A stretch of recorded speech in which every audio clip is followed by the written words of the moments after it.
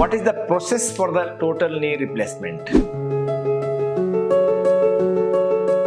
First, you have to confirm whether you require total knee replacement or not. After confirmation of your diagnosis and recommendation by your surgeon, you have to come to the hospital one day prior to the surgery. We'll do the investigations to rule out any other medical diseases like a liver problem, kidney problem or heart issues. If you are fit for the surgery, next day we'll do the surgery. Surgery usually takes 1 hour time for each knee joint. After surgery, you have to stay in the recovery period for almost 1 or 2 hours. Usually ICU stay is not required. We'll shift you to the ward and next day we'll make you walk with a support. You can go to bathroom, toilet with a walker support and we will discharge you within 2 days after surgery with the recommendations for the physiotherapy and other precautions.